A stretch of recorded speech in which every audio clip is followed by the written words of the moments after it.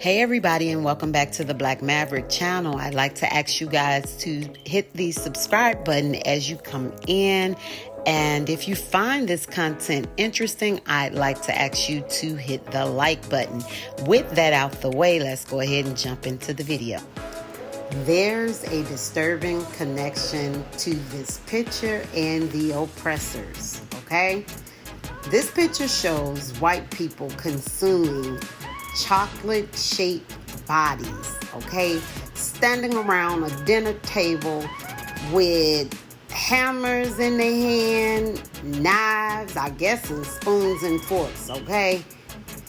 The scary thing, or the scary connection to this picture, is they've always held the belief that black bodies are made for consumption.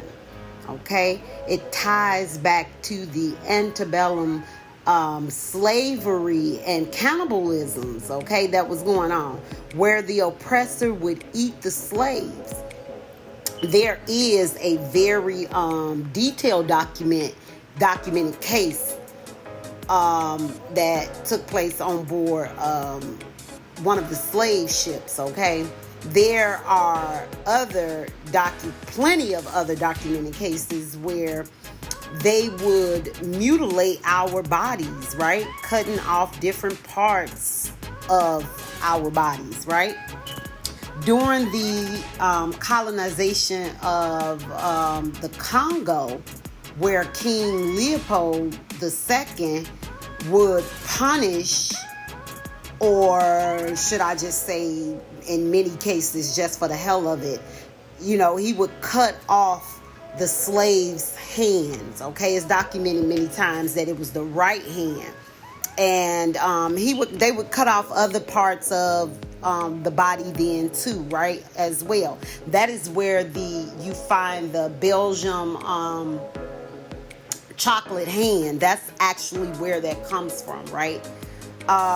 Dr. Frances Cress Welsing said in her book, and through her expertise as a psychiatrist and psychologist, basically through her profession, right?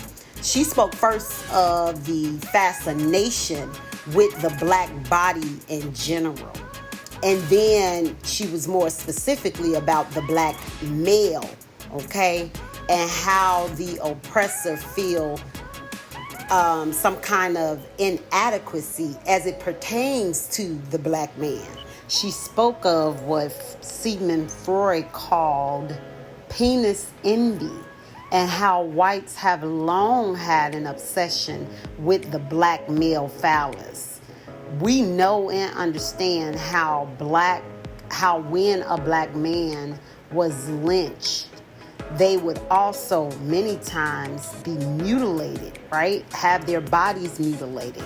And it was always a very special and particular focus that would be on the genitalia, okay? They would take body parts for souvenirs and consumption, I guess, right? Either way, there's been a sick fascination with black bodies for the longest, okay? From the raping of both black man and woman, and the physical exploitation in general. World's greatest commodities. With over 7.5 million tons being consumed each year, this sweet treat has a grip on the world, but it also comes with a bitter backstory. With nearly $128 billion in global sales, chocolate is the world's sweet treat, a decadent after-dinner dessert, delectable Halloween goodies, and gifts given to cherished ones. But its origins aren't so sweet. Dating back to the mid-1600s, Spanish landowners enslaved West Africans to farm cocoa beans, the foundation of chocolate, in Brazil and Venezuela. After war made exportation difficult, Spanish colonizers planted cocoa farms in West Africa where the climate was better suited and export was easier. Once established, labor was needed to harvest the beans. This fell upon the shoulders of children as young as 5. Working over 80 hours a week, these children had the dangerous task of climbing trees, wielding large machetes, and carrying 100-pound sacks of cocoa pods.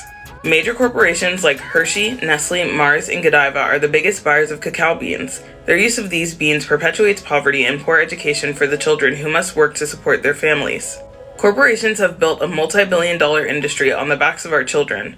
We have the opportunity to make informed decisions about our purchases and keep our money out of the hands of corporations that seek to hurt our future by taking, exploiting, and putting our children in danger.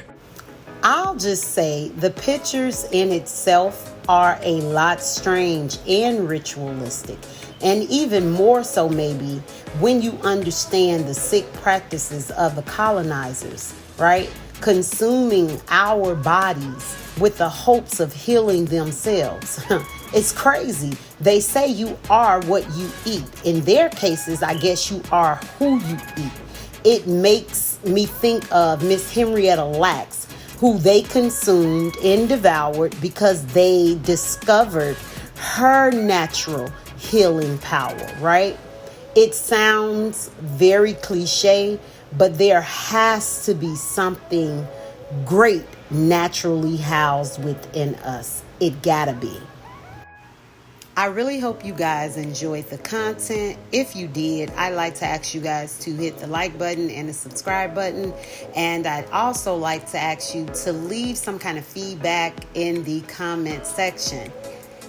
Remember, respect should always be given. Disrespect can be earned. I love you, even if you don't love me back. Keep it peaceful. Until next time.